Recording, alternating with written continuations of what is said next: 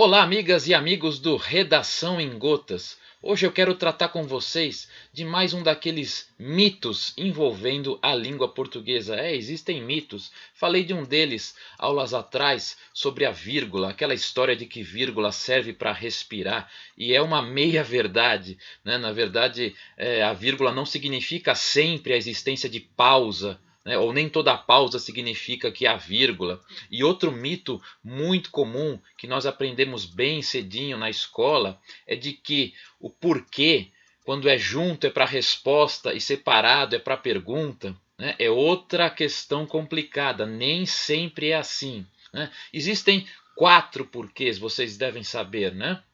O porquê separado sem acento, porquê junto também sem acento, e as duas versões com acento, separado, né, o porquê separado e o porquê junto.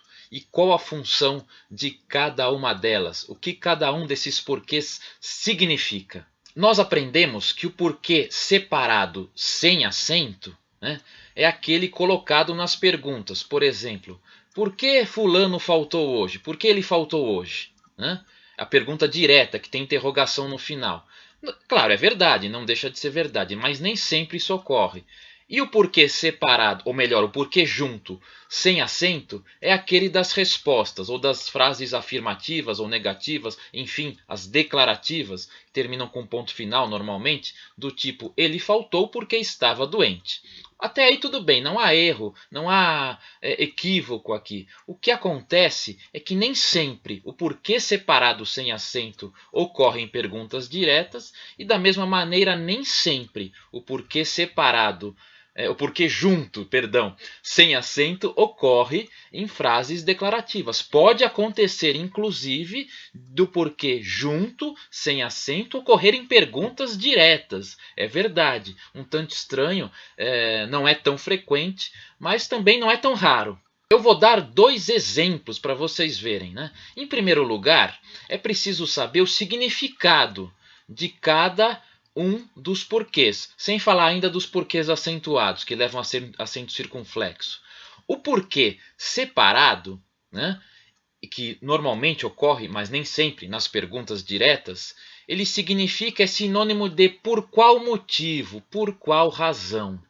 E o porquê junto, por sua vez, que geralmente ocorre em frases declarativas que terminam com ponto final, né, significa ou tem a mesma função de pelo fato de que, ou então visto que, já que. Né? Então vejamos o que acontece. É importante ter esse sentido em mente para perceber ou para saber qual porquê usar numa frase. Porque pode ser enganosa essa ideia de que porquê separado é para pergunta e porquê junto é para resposta, nos casos em que não existe o acento. Os exemplos que eu quero dar são os seguintes.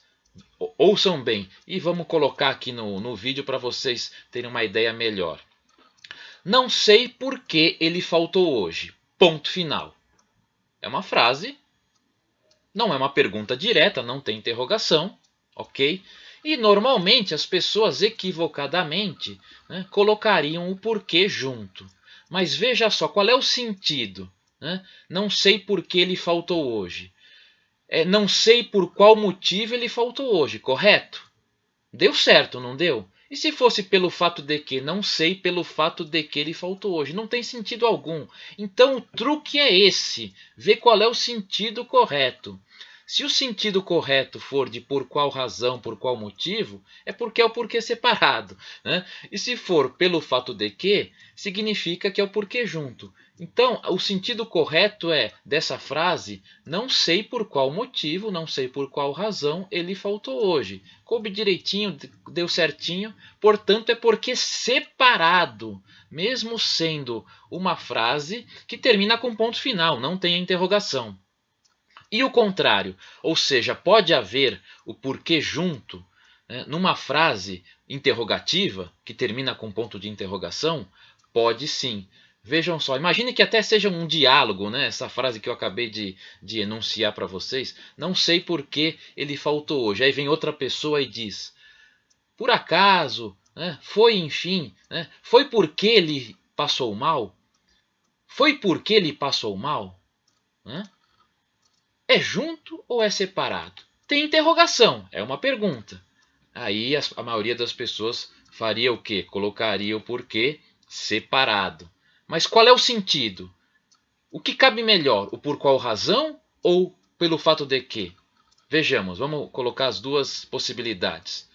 Foi pelo fato de que ele passou mal? Deu certo, não deu? Ou foi por qual razão ele passou mal? Aí não tem sentido nenhum, concordam? Então, foi pelo fato de que ele passou mal? Né? É uma pergunta até de confirmação. Então, neste caso, o porquê, mesmo estando numa pergunta, ele fica junto, certo? Entendida essa questão?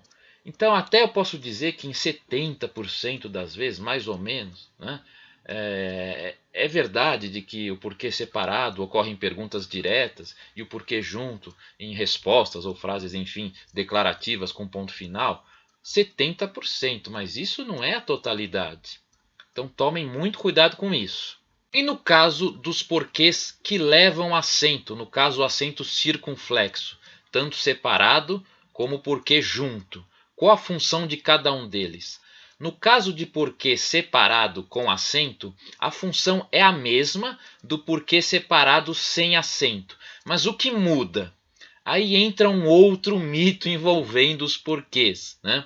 Se diz normalmente que o porquê separado com acento circunflexo é usado apenas em finais de frases, sejam elas terminando em interrogação ou em ponto final, ou quiçá exclamação, né? Mas nem sempre isso acontece. Claro, os exemplos comuns que confirmam essa premissa, esse preceito, né? Mas não digo apenas, mas que ocorre sim, né? Final de frase, são do tipo: ele faltou, ponto. Por quê? Interrogação. Né? Aí sim, não vem um complemento depois do porquê. Então termina a frase, interrogação. Até aí tudo bem. Ou então, ele faltou, vírgula, mas não sei porquê, ponto. Tá? Não tem um complemento também depois do porquê. Vem o ponto final. Até aí tudo bem. Só que nem sempre é assim. Nem sempre o porquê separado, acentuado, ocorre em finais de frases ou finais de períodos.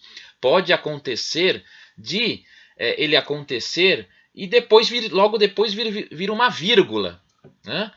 Frases do tipo: não sei porquê, vírgula, mas ele faltou hoje. Ponto. Né? Então, logo depois do porquê vem uma vírgula. Termina a oração, mas não termina o período. Então, neste caso, né, ocorre sim o porquê acentuado e separado, mas não termina a frase, não termina o período.